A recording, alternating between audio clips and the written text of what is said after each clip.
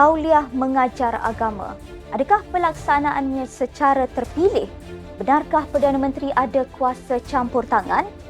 Pelaksanaannya demi kesucian Islam atau dendam politik semata-mata? Ikuti kupasan lanjut bersama saya Asma Ismail dalam Next Step Focus.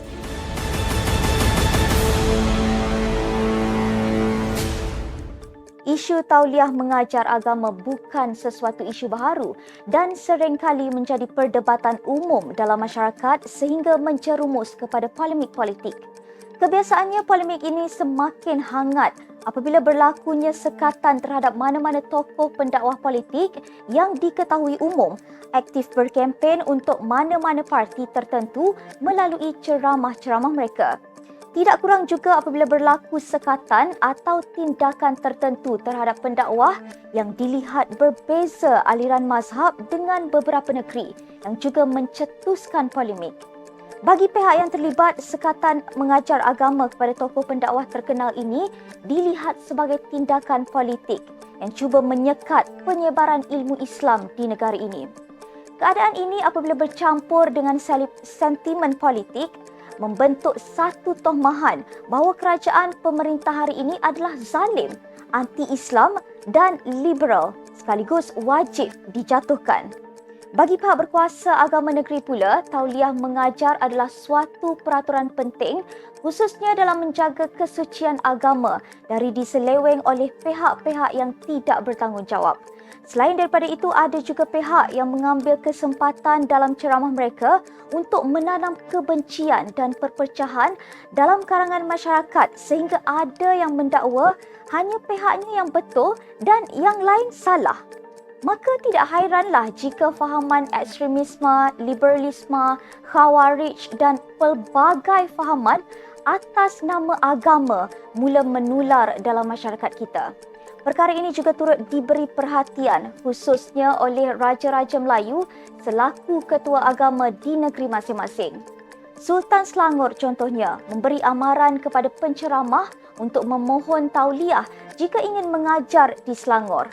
Baginda turut mengingatkan supaya penceramah tidak mencampur adukkan isu agama dengan politik kepartian dan permusuhan sesama Islam atau menyelitkan apa-apa perkara yang mempunyai kecenderungan bagi mendatangkan benci atau penghinaan terhadap mana-mana agama atau membangkitkan perasaan tidak suka terhadap mana-mana kerajaan atau mengembangkan perasaan buruk sangka dan permusuhan antara beberapa kaum dalam kalangan masyarakat di negara ini. Sultan Johor Sultan Ibrahim Sultan Iskandar juga mengingatkan perkara sama bahawa penceramah yang mengajar dan memberi syarahan agama Islam di negeri itu perlu memiliki tauliah. Kata baginda, mana-mana penganjur kepada acara mengajar dan memberi syarahan agama Islam menggunakan penceramah yang tidak bertauliah dari Majlis Agama Islam Negeri Johor adalah melakukan satu kesalahan penyubahatan di bawah Seksyen 43 Enakmen Kesalahan Jenayah Syariah 1997. Dan jika sabit kesalahan, mereka boleh didenda sehingga RM5,000 atau penjara maksimum 3 tahun atau kedua-duanya sekali. Sementara itu di Perlis, Raja Perlis Tuanku Said Sirajuddin Jamalullah bertitah penceramah di Perlis juga perlu mendapatkan tauliah mengajar yang dikeluarkan oleh Jawatan Kuasa Pengawasan Pengajaran Agama Islam. Titahnya sekiranya berlaku sebarang pelanggaran undang-undang ditetapkan berhubung perkara itu, siasatan dan tindakan perlu diambil terhadap penganjur serta penceramah terlibat. Titah baginda lagi, ketetapan itu perlu dilaksanakan oleh semua pihak, tidak kira agensi kerajaan negeri atau persekutuan, badan swasta atau perseorangan. Sementara itu di Terengganu, Sultan Mizan Zainal Abidin menzahirkan rasa duka cita dengan pembabitan segelintir ahli politik yang menyampaikan kuliah, ceramah dan pengajaran agama di masjid tanpa tauliah Majlis Agama Islam dan Adat Melayu Terengganu Maidam. Sehubungan itu, Yang di-Pertua Maidam, Datuk Syekh Harun Syekh Ismail berkata, Pihaknya membuat ketetapan tidak membenarkan semua aktivis politik menyampaikan apa-apa ceramah di masjid dan surau dalam Terengganu kecuali pemegang tauliah mengajar dengan kebenaran. Menurutnya, masjid adalah institusi keagamaan yang sangat mulia bagi umat Islam, lambang kepada penyatuan dan perpaduan umat Islam dan tidak boleh sesekali disalahgunakan bagi menimbulkan kegelisahan serta perselisihan di kalangan masyarakat. Jika disorot kembali, terdapat beberapa kes yang menjadi perhatian dan polemik dalam kalangan masyarakat. Antaranya tindakan Jabatan Agama Islam Selangor JAIS membatalkan kuliah Maghrib Ustaz Azhar Idrus di Masjid Diraja Tengku Anpuan Jemaah Bukit Jelutong Selangor pada Februari lalu. Pengarah JAIS Datuk Muhammad Shah Zihan Ahmad berkata, tindakan itu dibuat kerana Ustaz Azhar tidak mempunyai tauliah untuk mengajar agama di Selangor. Katanya pihak masjid atau surau tidak boleh menjemput individu tiada tauliah mengajar yang diberi di bawah Seksyen 118 Enakmen Pentadbiran Agama Islam Selangor 2003 Pindaan 2016. Ekoran itu, ceramah tersebut telah ditukarkan ke Masjid Al-Rahimah Kampung Pandan, Kuala Lumpur.